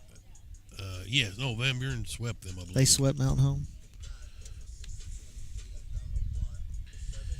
They were 4-0 where they beat Harrison and Siloam, and then Van Buren beat them twice, and whoever Russell will beat them twice, I think. Gotcha.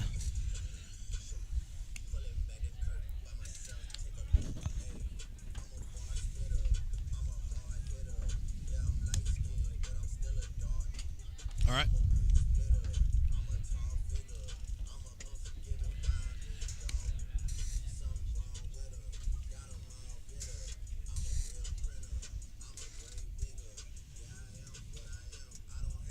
Well, it surely helps, doesn't it? Because they're tied.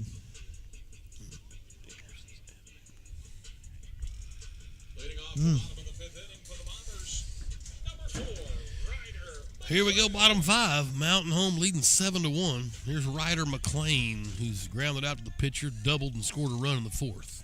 1 for 2. Aaron Taylor back to work for the Bulldogs, the freshman lefty, and the first pitch is in the air. Holt off with the mask. He's got the bead, makes a catch, made it interesting, but makes the crab falling back towards the infield. And out number 1. Well, and the wind, I mean, not only is it going to come back, with the wind blowing towards the corner, that's exactly where the ball was going. Luckily, Todd just stayed with the ball the entire way. Sure glad he carried that mask around with him. I would like to see him throw that I'd like to see him thing throw it too, but he's probably waiting to see where he doesn't step on it. Right, which way it's going to go. I agree. Time is asked for by the batter and granted by Home Plate Blue. Greenwood 16-4 overall coming in. Mountain Home 10-9-1. Conference 7-1. Greenwood. Mountain Home 4-4. Taylor's first one is just upstairs to Lincoln Sherry. Again, I would be willing to bet that the next strike zone in the next game will be completely different from this one. We can only hope. 1-0. That's outside and low. 2-0. This would be huge for Mountain Home. Harrison's at Van Buren. The Bombers and the Pointers are tied 4-4 in conference. Van Buren swept Mountain Home. That's in there for a called strike. 2-1. So this is a game that Mountain Home really needs to keep pace with Van Buren, win or lose for the Pointers. And that one's fouled into the netting, so 2-2 now. I say that because Van Buren's got the tiebreaker on Mountain Home with the sweep. So if you can win this game, even if Van Buren loses, they're still kind of a game behind per se. So they need to gain ground if they can. And moves Greenbrier up and Russellville up into where a three-way tie.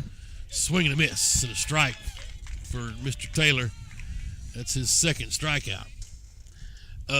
Yes, Greenbrier 6-2, Russellville 6-2. Certainly keeping an eye on this game. Here's Haney now. Drew Haney's their DH, hit by a pitch and walked, scored a run.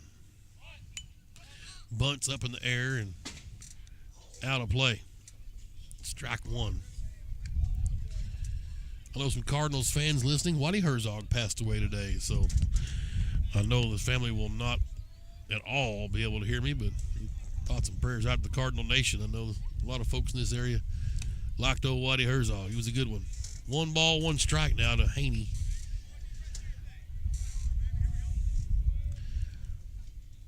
Coached the Royals, too, I think. Won some division titles there in the late 70s in Kansas City, if I'm not mistaken. Here's the 1-1. Fouled into the net. 1-2 now. 7-1 Mountain Home. We are in the bottom of the 5th with 2 outs. Greenwood is going to sound the panic alarm if they need to get out of this 5th there unscathed. Breaking ball stayed upstairs. 2-2 from Taylor. Yeah, throw it. He just kind of babied it and guided it a little bit. You saw his body kind of slow down. Got to throw that pitch. Here's the 2-2. Fouled this one up and out of play into the Mountain Home faithful. Boy, amazing how that ball didn't hit people.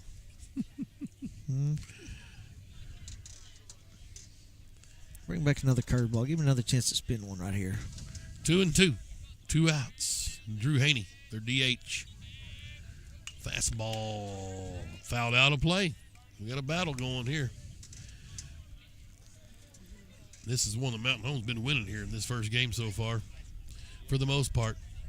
Here's the 2-2 from Aaron Taylor.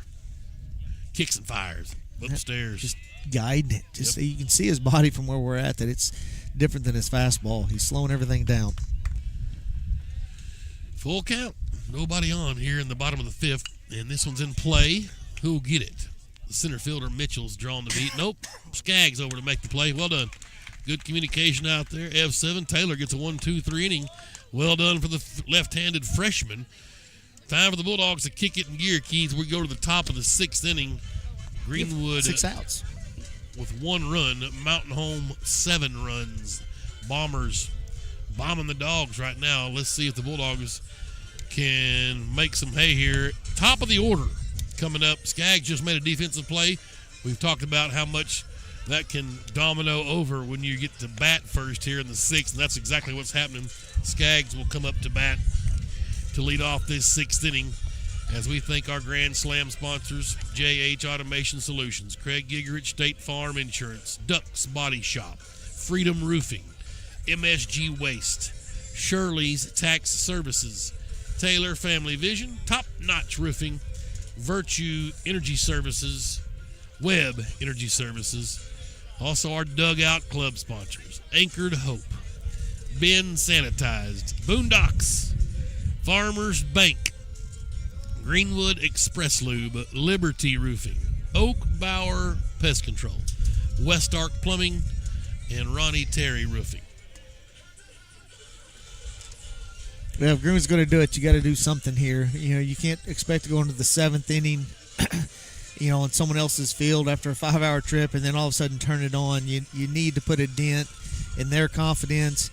I don't know if the pitcher's thrown enough to get into the bullpen. I'll look that up while you talk for a second. Well, and it's the top of the order, too. And we talk a lot about the order, and the bottom of the order really kind of where you can separate the good teams from the bad teams. Well, the top of the order is supposed to be good for every team. So it's time right here for Skaggs, Holt, and Carnes to get to work. Pettigrew's been the only shining spot with our only 2 hits today. And here is Skaggs. First pitch swinging, got into left field. Well, that's the way to do it. Leadoff man's aboard.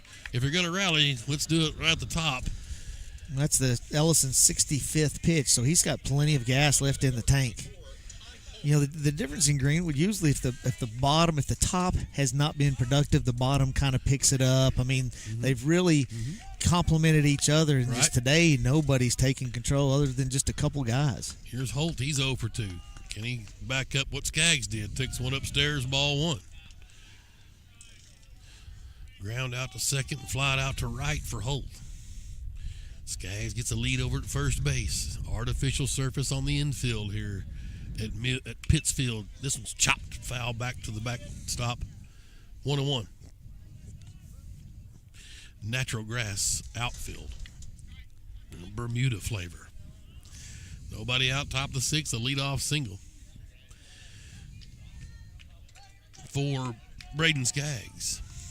Here's Ty Holt waiting on the 1-1 from Ellison. He's got it, comes home with it. It's outside. Good eye from Holt. 2-1.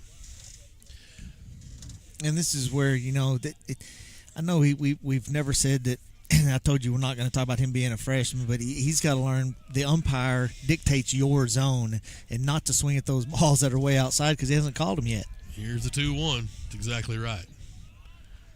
That's outside. Well, and that goes for the seniors that have committed to D1 schools and the like. For sure. You got to know what that umpire's been calling. Of course, as the catcher, Ty should know for sure. For sure. 3-1 now to Holt. See if we can get a couple base runners here. Ellison up on top. Skaggs at first. And that's in there for a called strike. Holt thought it was low, and it wasn't. Full count now. Let's see if he can regroup. Full count. Greenwood trailing 7-1, top of the 6th. Time to go here at the top of the order. Already a single from Skaggs. Let's see if Holt can back it up. Chopper up the box. Second base fills it, touches the bag. Double play ball. Hit decent, but just brought him right to the bag. No chance. An easy 4-6 double play. Or 4-3, rather, double play. I beg your pardon. Let's go in the wrong direction. Yep. So here's Grant Carnes now. The Bulldogs going to have to rally on 2 now with Carnes up. He's 0 for 1, hit by a pitch. Struck out. Ellison brings it home. In there for a called strike. Good pitch. Greenwood's hit into 2 double plays. And they've been caught stealing officially once. Here's the 0-1 to Carnes. Just kind of defensive swing off his hands, chopped right back to the pitcher. He made it a little bit of a challenge throwing low to first base, but the first baseman made the play, and the Bulldogs end up going 1-2-3. There was a hit, no runs, no errors, no one left on base. Bottom of the 6th we go. Bombers with a 6-run lead, 7-1 on Greenwood here in Mountain Home. Let's take a quick timeout on the Sports Hog 103.5.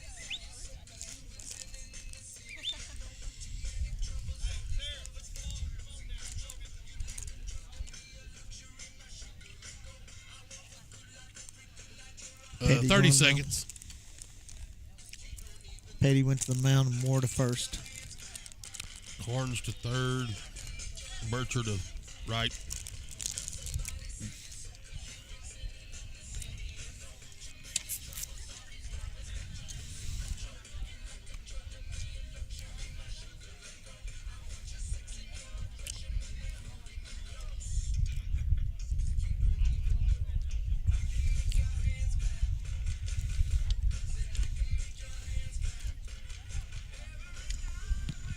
Well, we've got a new pitcher here in the bottom of the 6th.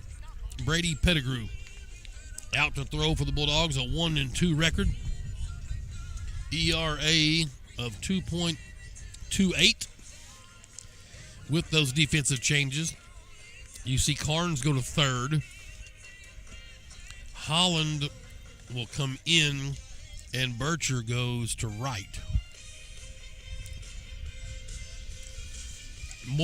Mason Moore now at first base.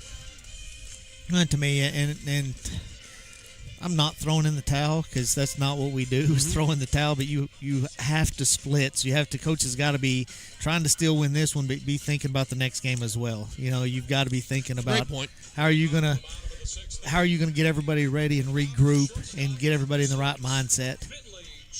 We're going to send batters up in the top of the seventh, hopefully just down 6, but you're right, Keith. You have to keep one eye on the future there. Here's Finley Chaffin. Hit by a pitch, hit a ground rule double, a couple of RBIs on both of those, or one RBI on both. He has 2 on the day. And then he scored a run, and Petty throws one wildly for ball 1. Right-handed pitcher, right-handed batting, Finley Chaffin. He's their shortstop.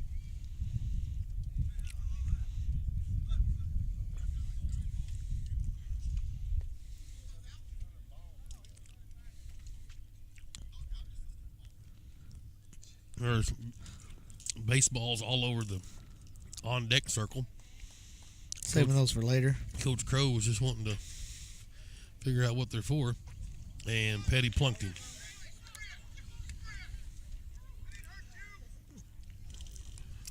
And Coach Crow's just hustled down. It was an off-speed pitch. Here's Carter Atkins in the 9 hole. Bulldogs need a double play ball here. Top of the order waiting.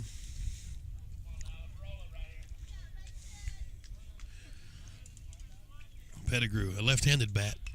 The bunt's down, it's foul. Holt gobbles it up quickly. Strike 1.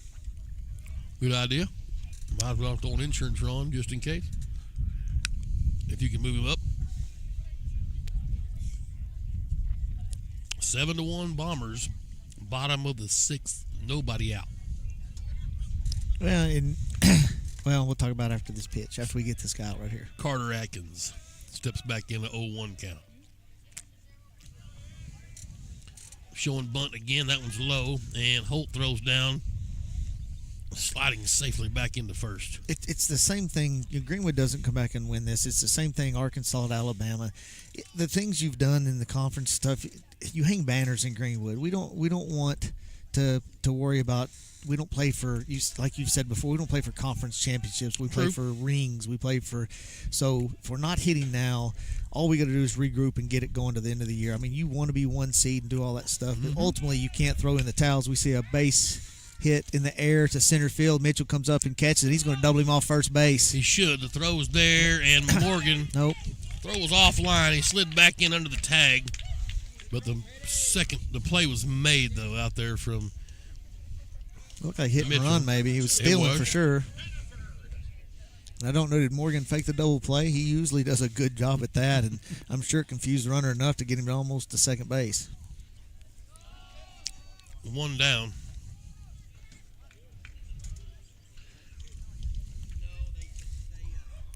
And Pettigrew up on top. This is Jet Hannaford, their top of their order. The bunt's up. Holt makes the grab right in front of home plate for out number 2. Well done. I know it's on turf and let it spin, but if he's able to see if that runner didn't go at all, it's almost where you want to let it hit and throw it to second, try to double him off. True. Yeah, and then you're lucky it spins right back here. I know. That's the thing. It was probably spinning so tight that if it hits, he misses it and whiffs completely. Take the outs when they get you. That's what someone at home saying. See a fly ball to center. Dunlap swinging away first pitch. Mitchell there, no problem. Well, and just like that, they waste a leadoff hit by pitch. 1 man left on base. They've only left 4 today. But it's the last chance for the Bulldogs now as we head to the top of the 7th. Mountain Home 7, Greenwood 1.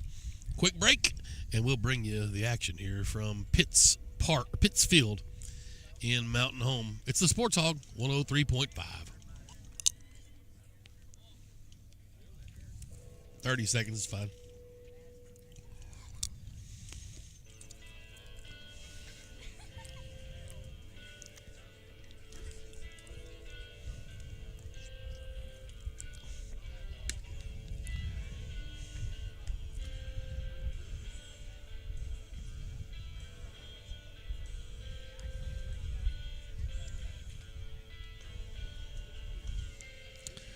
We're back here at Pittsfield. Lady Bulldogs with a 3-1 win over in game one. Off to our left in softball, so they keep pace up atop the standings in the 5A West. Coach Donald Hart has the troops playing well. Nice game down at Benton last Friday.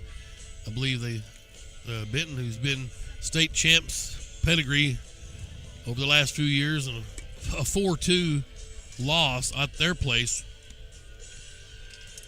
Coach threw our third pitcher out at him. Girls playing well, just keep getting better as they look to clinch that postseason berth with one more win here today, really, up here at Mountain Home. All right, here we go, Keith.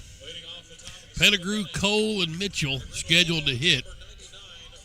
Petty's been an impossible out today. He's 2 for 2, scored a run, couple of singles. Both of them out to left. And unfortunately, when no one else is hitting, this is only his third at bat. All right, that's the problem. And Ian Ellison back to work. The first one's upstairs for ball one to Brady Pettigrew. And it's just been not hard contact. It's, there's not been line drives. That's upstairs as well. Petty's both have been pretty. His have been hard. His have, yes. Everything else has been pretty much nonchalant. Almost everything. Here's a 2-0 to Pettigrew. Let it fly, baby. It's inside, ball 3. Huh? Can he get on base one more time? Greenwood down 7-1 here in the top of the 7th. Have to put 6 across to keep this game alive. Can be done for sure. They've done it before. That's low, and he walked him. Lead-off walk. Pettigrew's yet to be out today at the home plate. And here comes Coach Crow. This may be all for Ian Ellison as they head towards the mound. And look, I really look for Burr to pinch run for Pettigrew to get some speed on there. And it is looks like Trevor Shelton. Yep, Trevor Shelton going to come in and run for Pettigrew. Good day for Petty at the plate. Like I said, it's been overcast most of the day. The sun has peeked through a couple of times, and the other times it has been when Brady Pettigrew was at the plate. Well, you hate to see that he has a good game. There's nobody on base, and no one else is following his lead. A nice ovation for Ian Collison here from the home crowd as he's shut this conference-leading Bulldog team down through 6 innings of baseball. They'll have a new pitcher, and it's a right-hander. Ladies and gentlemen, your attention, please. Now pitching for the And it is number 8, Brantley Phillips. He'll get the chance to come in and shut these Bulldogs down.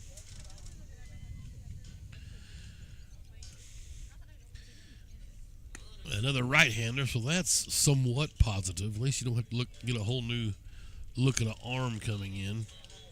Yeah, let's see where Ellison ended up with 70. So, yeah, he was only at 77 pitches, so he may be thinking to use him for the next game if he needs him. You don't want to. You hate to take that long of a break for a kid. I mean, it's frowned upon in baseball circles. Kid throws 77 pitches and you wait an hour and a half and bring him in the last few innings. But coach has him at his disposal. I mean, it's kind of no holds barred when you're trying to make the playoffs. You're on that verge of being that 4th team in, and you're facing the number 1 team, and you've already beat them 1 game. And a possibility of a sweep here can go a long way in the conference race. Well, Greenwood's got to turn it around. They've been awful at the plate as a group. Their approach has not been great, and it's just been ho-hum. And it's, whether it's the weather, the trip, the pitcher's just kind of ho-humming it up there. The umpire's not giving you calls. It's just like, Pettigrew's approach has been good. He's just trying to barrel something hard. Yeah. And everybody else is having defensive swings instead of going up there to hit it hard. You're the one with the bat. They've just got a little ball. That's a good point. And a little leather glove. Yeah. Well, let's see if Jackson Cole can get this rally going. A leadoff walk. That's Travere Shelton now over at first base running. And this is Brantley Phillips, the right-handed reliever for Mountain Home. Cole 0 for 2. Ground into a double play, grounded out to third. First pitch swinging, hey, inside the base. Travere Shelton with his speed will make third. Cole's going to, everybody stopped.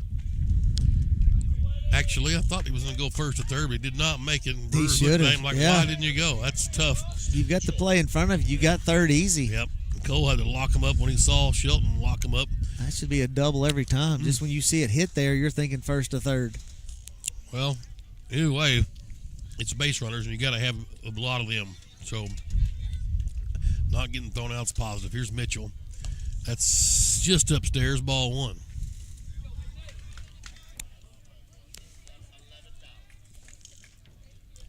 Mitchell, then Morgan on deck. Bulldogs, a little something brewing here with some traffic on the bases. Top of the 7th, needing 6 runs to tie and get this thing extended. Mitchell couldn't pull the trigger on one right down the pipe. 1 ball, 1 strike. But you're right, Keith. Good approach there from Cole to attack.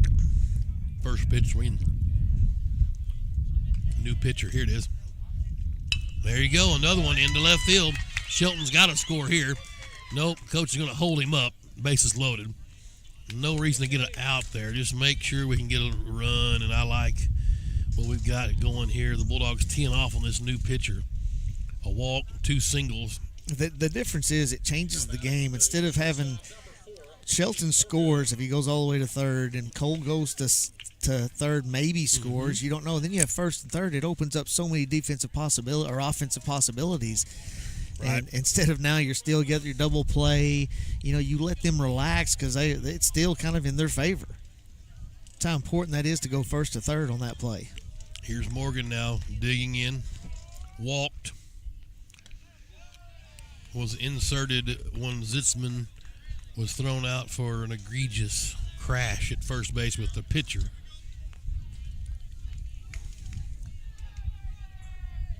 A 1-ball count to Brady Morgan. That's a strike.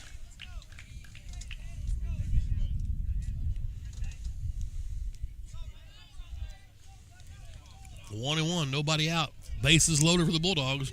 The rally they needed is underway here in the top of the 7th. Down by 6. Morgan looks at a curveball that just missed upstairs. 2-1. Yeah, and by the way, you're a new pitcher and you're coming in at home. Welcome to this strike zone. Right. Wow. Here's the 2-1 to Morgan. Find a hole, bro. That 5-6 gap looks good. That's right at the shortstop. Got it on a bounce to second for 1. Double play. A run scored, but there you're right, Keith. That's the difference in that not going first to third. And the double play is turned 6-4-3. Runner at third still yet in Cole. Is that the third double play Greenwood's hit into? It is. Cole hit into 1. Ty Holt hit into 1, and then that one. So the last chance for the Bulldogs is Bircher. It is 7-2 now. Run across for Greenwood. Runner at third still in Jackson Cole. 2 outs. And Phillips will kick and fire. That's in there for a called strike. He's getting awful close to a balk. He's getting anxious and he's rushing a little bit. He's almost about to go right through that pause. Bircher needing the 2-out rally.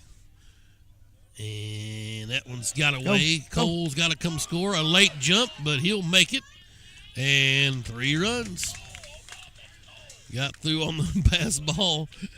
A little extra coaching from the old man over here saying, get to home. What are we waiting on? Well, you don't want to make an inadvertent and a run that's not needed. I mean, sure, you don't want to be the third out. You don't want to be the third out. Right. But when a ball got that far away, you got to score. There's no reason to go back to third until somebody has the ball and they never got the ball. Right.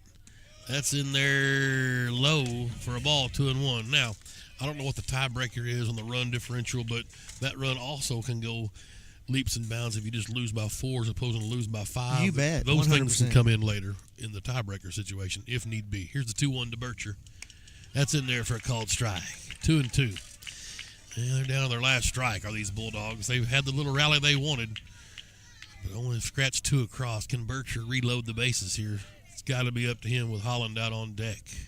Here's the 2-2. Upstairs, and he fouled it back. Ooh, would have been ball 3, but I like the aggressive nature. Skaggs out to shag the foul ball. Bircher will come back in. Bircher came in. 2-2. There's a chopper. High chop. Third baseman fields it. Takes a second to get out of his glove, but they got him by half a step over there. And that will do it for the Bulldogs here in Game 1. The Bombers pull off the upset 7-3 over Greenwood. A game where the Bulldogs rallied, but just too little too late, Keith. Pettigrew did all he could, 2 for 2 with the walks. Scored 1 run. His courtesy runner scored a run, or pinch runner rather. But just Carnes not getting a good strike zone. Really got in his head, I think, Keith, and wasn't a good outing for him. Through no fault of his own. No, that hurts. I mean, because he's the guy that and the offense didn't help us. It's not Carnes' fault that we scored 7. I mean, we never put pressure on them at all. Right. And you and I have talked about this team and last year's team. Greenwood, like, they're slow to get started. Right. And they usually do at some point get started, but if you're that kind of team, sometimes this happens where, well, you never actually get started, or you get started so late it doesn't matter. Well, the Bulldogs will have to regroup and get ready for Game 2 of this doubleheader. Carnes will get the loss today, his first loss in conference action. Ian Ellison with the win over the Greenwood Bulldogs, who fall to 16-5 now and 7-2 in conference play. The Bombers now 11-9-1, and they're up to 5-4 in conference play. Still jockeying for position for that 4th seed in the conference. Greenwood now, pending other games in the conference, have fallen into the 2-loss column along with Greenbrier and Russellville. Okay, here's the game plan. 6:20 on the Swatch Watch. We will take a break and get you ready for Game 2. We'll send you back to Fox Sports Radio on the network. Probably get a little bit of Randy Rainwater and some Drive Time Sports. At 6:45, we will come back and get you ready for game number 2 here in Mountain Home as the Bombers beat Greenwood 7-3 here in game number 1. Appreciate Sean and Buffkin for bringing us the live stream pictures on Greenwood Sports Center at YouTube. Thank you to Keith for sitting alongside Mike's out here in game 1. Hopefully y'all can make it back for game 2. We'll have it for you live on Greenwood Sports Center and your home for local sports in the Western Arkansas corridor. Fox Sports Radio, the Sports Hall, 103.5.